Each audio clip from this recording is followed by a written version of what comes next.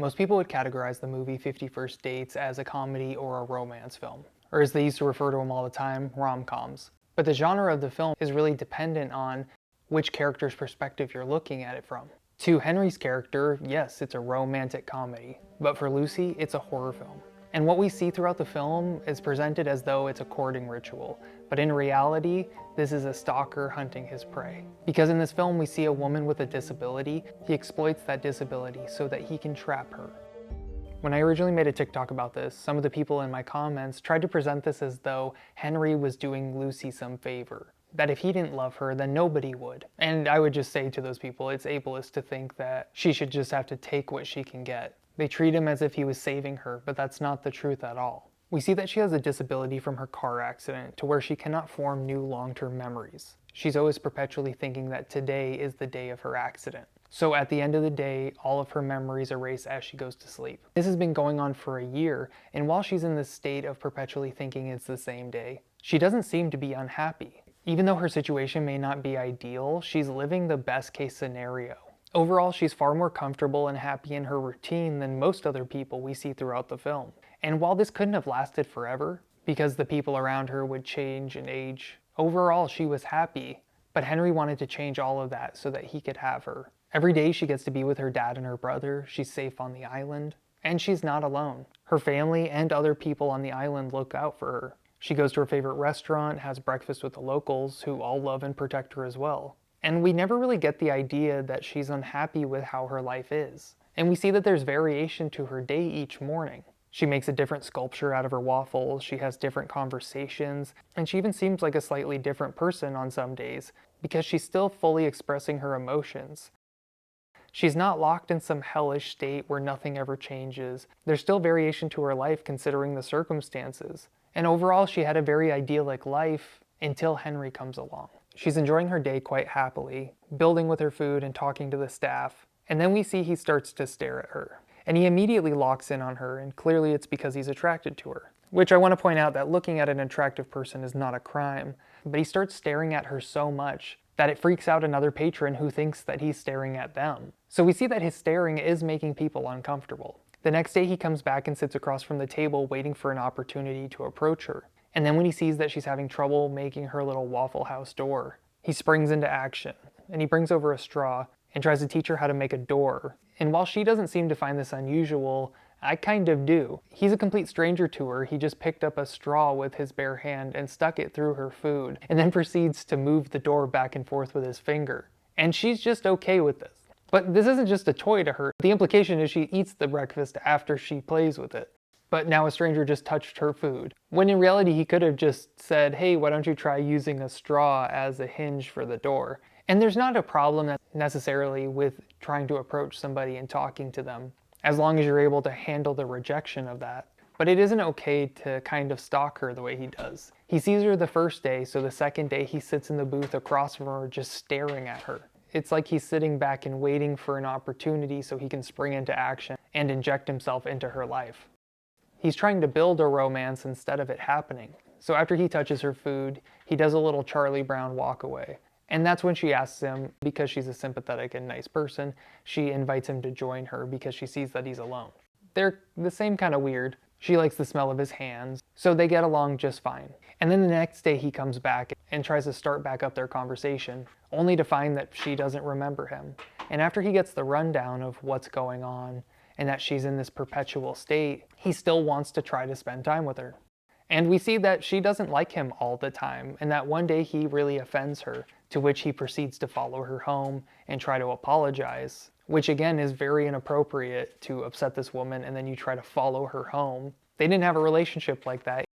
And so the father and brother tell him to leave her alone. And this completely makes sense. They would most likely be her legal guardians because of her memory disability. And so it is in her best interest for this guy to leave her alone when he's already been crossing boundaries. Now, instead of doing this and trying to do what's best for Lucy, Henry does what's best for him. And he starts staging situations where he can be with her and talk to her, like finding reasons to shut down the road. And he's using her blind spot of her disability so that he can do this and manipulate her. And this is wrong. You should never use somebody's disability against them.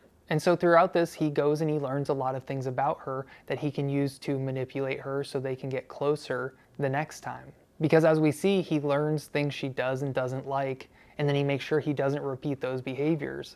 But for her, each time, this is a fresh interaction. And when he's shutting down the road and doing all of these other stunts, it's about finding out what she doesn't like about him, not so he can change it to be a better person, but he can hide those parts of himself so that she'll gain feelings for him quickly, with the intention of taking the relationship physical, which we'll get to soon. Now, some people think that Lucy's family is being unrealistic and controlling by having her live in this perpetual state of living the same day over and over.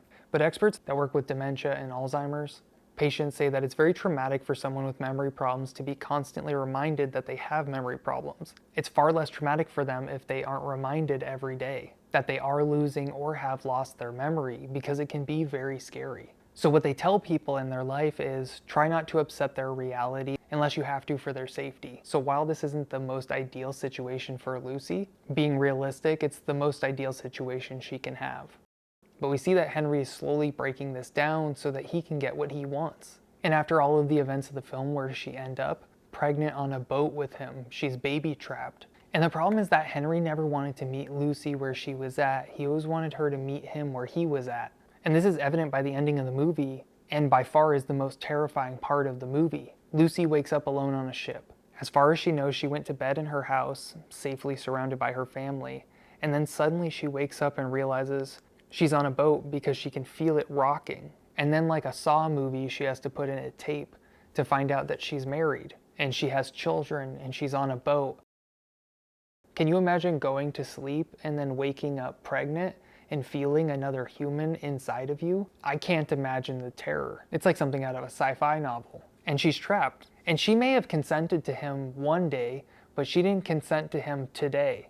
And with her memory issues, that is a concern. And the implication that they slept together, Lucy didn't seem like that kind of person originally in the story, that she would go out and sleep with a stranger the first day she met them. But when Henry was able to find out all of these things about her and become the perfect person for her, he was able to manipulate her into making a decision in a day that would normally take much longer than that. And she certainly doesn't seem like the kind of person who would consent in one day to being pregnant and having to wake up to that every single day. And had Henry not manipulated her by finding out all this information when she thought she didn't know him, she probably would have never made this decision, and he would have never been able to get her pregnant in the first place. And people will point to the fact that Lucy was painting Henry and has these dreams about him as proof that she's in love with him. And that's one thing that seems to win over her dad and brother.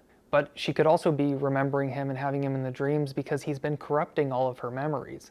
She's been living this one day over and over, and all of a sudden he's injected himself into it over and over. While she's not making new long-term memories in a way that she can access, she's clearly making some kind of memories that she's only accessing in her dreams. And this could be because she's in love with him, but it also could be a trauma response from the fact that he's been popping up in her life and in her dreams, like Nicolas Cage in that movie. He's essentially corrupted all of her memories by inserting himself into her days. Her remembering him doesn't necessarily mean that she loves him, and it's because he manipulated her to find out all the things that she loved, and he presented himself that way. So she wasn't really falling in love with him, she was falling in love with the mirror of herself. And that's why she fell in love with him, because he was pretending to be everything she wanted him to be, and leaving out all of the parts she didn't like. Well, and she liked the smell of his fish hands. And the problem here is that Henry never wanted to meet Lucy where she was at. He wanted her to come where he was and live the life he wanted. And at the end of the film, we see them out on a boat.